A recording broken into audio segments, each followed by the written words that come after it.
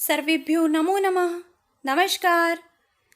स्वागत है आपका सरल संस्कृत सुगम संस्कृत में और मैं हूँ प्रतिभा दीक्षित। इस वीडियो में हम सांख्य दर्शन के अनुसार जो कैवल्य की अवधारणा है, सांख्य दर्शन में मोक्ष का क्या कॉन्सेप्ट है, क्या सिद्धांत है, उसके विषय में पढ़ने वाले हैं। इससे पहले हम सांख्य की तत्व मीमांसा, प्रकृति का स्वरूप, पुरुष का स्वरूप, सत्कार्यवाद, प्रत्यय आदि विषयों का अध्ययन कर चुके हैं। तो अगर अभी तक आपने वो वीडियोस नहीं देखे हैं तो डिस्क्रिप्शन बॉक्स में उसका लिंक है, सांख्य दर्शन प्लेलिस्ट से आप उन्हें देख सकते हैं। सांख्य दर्शन में मोक्ष जो है उसको कैवल्य नाम से जाना जाता है। यहाँ पर जो मोक्ष के लिए पारिभाषिक शब्द प्रयुक्त किया जाता है वो है कैवल्य। सांख्य दर्शन में जो कैवल्य है उसका स्वरूप कैसा है, वो किस प्रकार का है, क्या कैवल्य है, तो इसके विषय में यहाँ पर कहा जाता है कि जो दुख त्रय हैं उनका एकांतिक और आत्यांतिक नाश हो जाना, उनकी एकांतिक और आत्यांतिक निवृत्ति हो जाना ही मोक्ष है, उनकी निवृत्ति हो जाना ही कैवल्य है। तो अगर प्रश्न आता है कि सांख्यानुसारम कैवल्यः अस्ति, तो इसका उत्तर होगा दुख त्रया विनाशः, दुख त्रय विनाशः। अब दुख त्रय क्या है? सांख्य कारिका जब प्रारंभ होती है तो वहां पर जो पहली कारिका है उसी में दुख त्रय के बारे में विवेचन किया गया है। वहां पर 3 प्रकार के दुख बताए गए हैं: आध्यात्मिक दुख, आधिदैविक दुख और आधिभौतिक दुख। आधिदैविक और आधिभौतिक दुख। तो किसी भी मनुष्य को, किसी भी व्यक्ति को इस संसार में 3 प्रकार के दुख हो सकते हैं। पहला है आध्यात्मिक दुख, आत्मा के द्वारा जो उत्पन्न है, अर्थात व्यक्ति जो स्वतः ही खुद से जो दुख उत्पन्न होता है उसको, वो कहलाता है आध्यात्मिक दुख। आध्यात्मिक दुख 2 प्रकार का हो सकता है, शारीरिक और मानसिक। कोई व्यक्ति मन में कल्पना कर करके मन से भी दुखी हो सकता है, तो वो होता है मानसिक आध्यात्मिक दुख।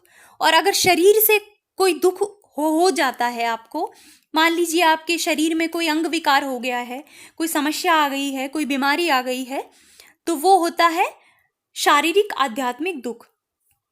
आधिदैविक दुख जो है वो देव, गंधर्व, पिशाच, भूत, राक्षस, ये जो योनियां हैं, इनसे उत्पन्न होने वाले जो दुख हैं वो आधिदैविक दुखों के अंतर्गत आते हैं। कुछ विद्वानों का मत है कि जो प्राकृतिक आपदाएं आती हैं, जिस प्रकार से कोई बाढ़ आ गई, कहीं पर कोई ज्वालामुखी विस्फोट हो गया, जैसे अब ये कोरोना है, तो इस तरह की जो आपदाएं हैं वो आधिदैविक दुख मानी जाती हैं। तीसरा होता है आधिभौतिक दुख, कि किसी दूसरे व्यक्ति के द्वारा, इस संसार की जो भौतिक वस्तुएं हैं उनके द्वारा जो उत्पन्न दुख है वो आधिभौतिक दुख कहलाता है। तो इन तीनों प्रकार के दुखों का एकांतिक और आत्यंतिक नाश हो जाना ही, एकांतिक का तात्पर्य है कि अनिवार्य रूप से, और आत्यंतिक का मतलब है जिसका फिर कभी अंत ना हो, अर्थात जो अविनाशी हो, जो हो गया तो उसके बाद फिर कभी दुख उत्पन्न नहीं हो सकता। जब दुख त्रय की एकांतिक और आत्यंतिक निवृत्ति हो जाती है तो सांख्य के अनुसार वही कैवल्य होता है। अब ये तो इन्होंने कैवल्य बता दिया कि कैसे, कि कैवल्य क्या है।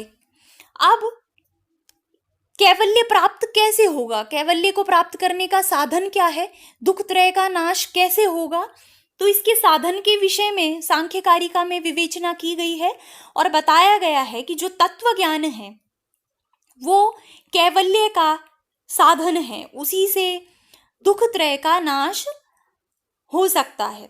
तब तत्व ज्ञान क्या है कि जो प्रकृति और पुरुष हैं उनका विवेक ज्ञान हो जाना, कि इस प्रकार का प्रकृति है, ये स्वरूप वाली प्रकृति होती है और इस स्वरूप वाला पुरुष होता है, उस पुरुष का ऐसा स्वभाव है और प्रकृति का ऐसा स्वभाव है।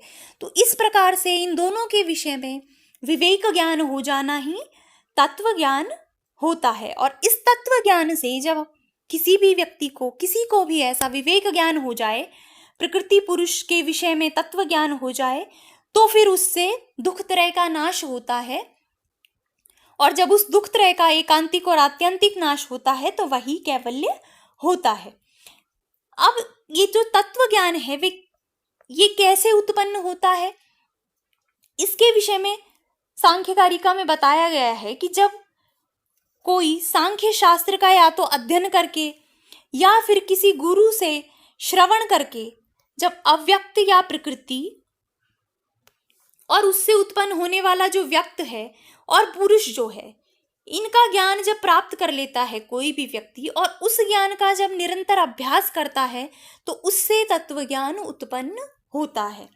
जैसे किसी भी व्यक्ति ने सांख्य कारिका का अध्ययन किया, सांख्य से संबंधित ग्रंथ का अध्ययन किया और उसने ये समझ लिया कि इस प्रकार का स्वरूप वाला अव्यक्त होता है, उससे उत्पन्न जो ये महत आदि हैं ये व्यक्त हैं, इस प्रकार का पुरुष है, तो या तो शास्त्रों को पढ़कर या फिर किसी गुरु के मुख से इस प्रकार का श्रवण करके जब निरंतर अभ्यास किया जाता है उस विषय का तो उससे तत्व ज्ञान उत्पन्न होता है, और उस तत्व ज्ञान से फिर विशुद्ध ज्ञान उत्पन्न होता है, और वो ज्ञान जब पुरुष को हो जाता है तो उसका कैवल्य हो जाता है। अब यहाँ पर जब इस तरह की स्थिति हो जाती है कि कैवल्य हो गया, ज्ञान हो गया, प्रकृति पुरुष का विवेक ज्ञान हो गया, तो पुरुष की और प्रकृति की क्या क्या स्थिति होती है उस परिस्थिति में, उसके विषय में भी यहाँ पर वर्णन किया गया है। तो रंगस्य दर्शयित्वा निवर्तते नर्तकी यथा नृत्यात् पुरुषस्य तथात्मानं प्रकाश्य विनिवर्तते प्रकृति। जैसे कोई नर्तकी नाचती रहती है और लोग उसको देखते रहते हैं, तो जैसे अपना नाच दिखाकर वो नर्तकी रंग से हट जाती है, मंच से हट जाती है, उसी प्रकार जो प्रकृति है जब वो अपने सारे स्वरूपों को दिखा देती है, अपने सारे स्वरूपों को प्रकट करके पुरुष को दिखा देती है, तो वो भी विनिवृत्त हो जाती है, साइड में हट जाती है। तो प्रकृति की यहाँ पर जो तुलना है वो नर्तकी से की गई है। यहाँ पर जो उपमा दी गई है वो है नर्तकी। ये तो है प्रकृति की स्थिति की, प्रकृति का क्या होता है जब इस प्रकार का तत्व ज्ञान हो जाता है। अब पुरुष की बात करते हैं कि पुरुष का क्या होता है जब इस प्रकार का तत्व ज्ञान होता है। तो इसके विषय में कारिका है, तेन निवृत्त प्रसवाम अर्थवसात सप्तरूप विनिवृत्ताम प्रकृतिम पश्यति पुरुषः प्रेक्षदवद स्थितः स्वच्छः। कि तत्व ज्ञान होने पर वो जो प्रकृति है वो तो रंग में जैसे नर्तकी नृत्य दिखाकर हट जाती है, वैसे ही वो साइड में हट जाती है। जो पुरुष है उसको प्रकृति के प्रति कोई आकर्षण नहीं रहता और वो इस स्थिति में एक निरपेक्ष दर्शक के समान प्रकृति का दर्शन करता रहता है। 7 रूपों से विनिवृत्त हो गई है ऐसी पृथ्वी, और जिसके निवृत्त प्रसवाम जिसके जो प्रसव है, प्रकृति का प्रसवशीलता उसका धर्म है कि उसमें निरंतर प्रसव होता है। तो ये ऐसी पृथ्वी जिसके जो निवृत्त प्रसव हो गई है और जो 7 रूपों से विनिवृत्त हो गई है। 7 रूप कौन से हैं? जो बुद्धि के 8 धर्म हैं उनमें से ज्ञान के अतिरिक्त जो बाकी के 7 हैं वो रूप समाप्त हो गए हैं। ऐसी प्रकृति को पुरुष जो है वो निरपेक्ष भाव से देखता रहता है, प्रेक्षक के समान। तो वहां पर जब तत्व ज्ञान उत्पन्न हो जाता है तो प्रकृति पुरुष का संयोग तो होता है, किंतु जो संयोग में जो सृष्टि का प्रयोजन था वो प्रयोजन नष्ट हो जाता है, और कैवल्य के लिए पुरुष प्रकृति से संयोग करता है और प्रधान जो है वो संयोग करती है दर्शन के लिए।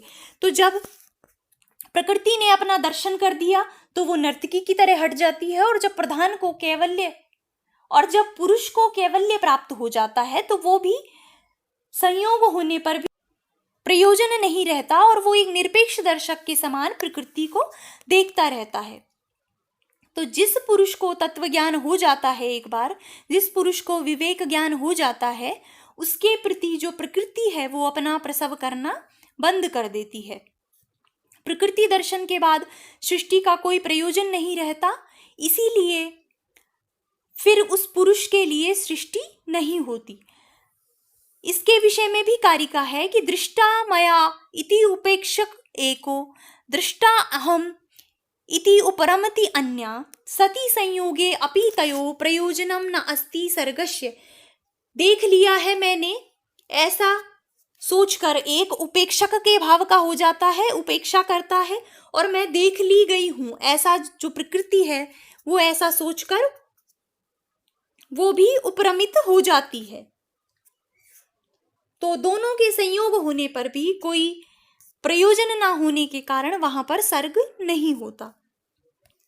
तो कैवल्य के विषय में आप समझ गए कि कैसे कैसे प्रकृति की क्या स्थिति हो जाती है और पुरुष की क्या स्थिति हो जाती है। अब सांख्य में जो कैवल्य है वो जीवन मुक्त का माना गया है, अर्थात शरीर से युक्त ही जो कैवल्य है, जो मुक्ति है, वो हो सकती है। और जीवित रहते हुए ही मुक्ति होना, जिसकी जीवित रहते हुए ही मुक्ति हो जाती है, उसको कहते हैं जीवन मुक्त। तो सांख्य दर्शन में जीवन मुक्ति की धारणा प्राप्त हमें होती है। तो अगर प्रश्न आता है कि सांख्य दर्शन में किस प्रकार की मुक्ति की धारणा है, तो जीवन मुक्त। इसके विषय में कारिका है कि सम्यक ज्ञानाधिगमात् धर्मादीनाम अकारण प्राप्तौ तिष्ठति संस्कार वशात चक्र भ्रमिवद धृत शरीरः। यहां से सीधा प्रश्न आता है, तो इस कारिका का अर्थ आप अच्छे से समझिए, ध्यान से समझिए जो मैं बोल रही हूं यहाँ पर। ये कारिका कहती है कि तत्व ज्ञान की प्राप्ति होने से सम्यक ज्ञान अधिगमात, जो सम्यक ज्ञान है, जो तत्व ज्ञान है, उसकी प्राप्ति होने से, और धर्मादि नाम अकारण प्राप्त हो, धर्म आदि जो हैं, बुद्धि के ज्ञान के अतिरिक्त जो 7 धर्म हैं, उनके अकारणत्व को प्राप्त होने पर प्रारब्ध कर्मों के संस्कार के कारण कुम्हार के चाक के घूमने के समान शरीर को धारण किए रहता है। अर्थात ऐसा व्यक्ति जिसको तत्व ज्ञान हो गया है, और तत्व ज्ञान होने से जो प्रकृति के 7 जो धर्म हैं वो अकारण हो गए हैं, उन्होंने कोई कार्य करना बंद कर दिया है, तो ऐसा जो पुरुष है उसको तत्व ज्ञान तो हो गया है, किंतु जैसे कुम्हार एक बार चाक को घुमा देता है तो थोड़ी देर तक वो चाक घूमता रहता है, और जब उसमें वो बल समाप्त हो जाता है तो वो रुक जाता है। इसी प्रकार जब पुरुष को विवेक ज्ञान प्राप्त हो जाता है तो जो प्रारब्ध कर्मों के द्वारा जो उसके कर्मों का फल चल रहा है, जिन कर्मों का फल भोगना उसने प्रारंभ कर दिया है, उन कर्मों के प्रारब्ध कर्मों के कारण वो शरीर को धारण किए रहता है। और जब उसके वो प्रारब्ध कर्मों का फल समाप्त हो जाता है तो ये शरीर छूट जाता है और वो शरीर को छोड़कर मुक्त हो जाता है। तो किसके समान शरीर को धारण किए रहता है जीवन मुक्त? चक्र भ्रमिवद।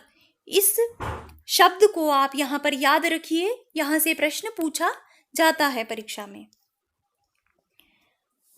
फिर जब प्रारब्ध कर्म समाप्त हो जाते हैं और शरीर छूट जाता है तो क्या होता है, इसके विषय में कारिका है कि प्राप्ते शरीर भेदे चरितार्थत्वात् प्रधान विनिवृत्तौ एकांतिकम आत्यंतिकम उभयम कैवल्यम आपनोति।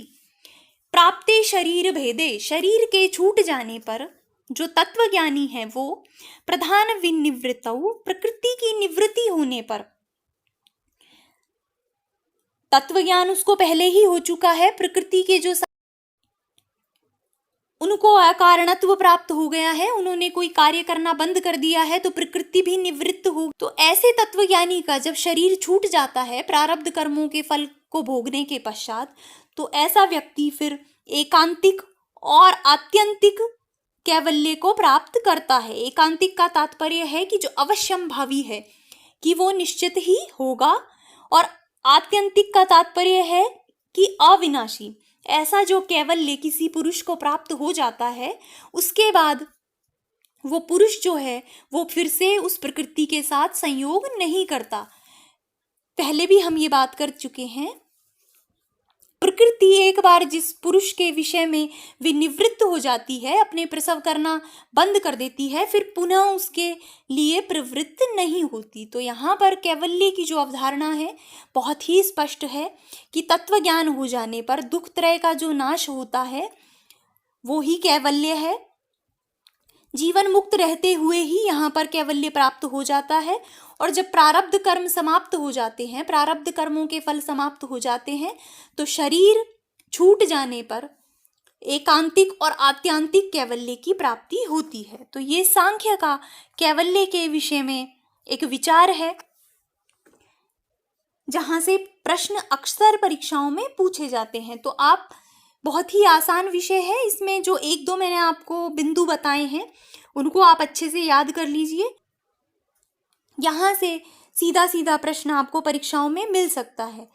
तो आप इसको पढ़ते रहिए, रिवाइज करते रहिए। तो इस वीडियो को अब हम यहीं पे समाप्त करते हैं।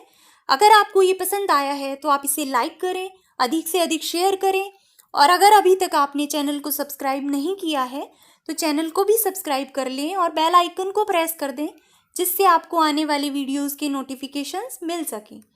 तो मिलते हैं नेक्स्ट वीडियो में एक नए विषय के साथ। तब तक के लिए धन्यवाद।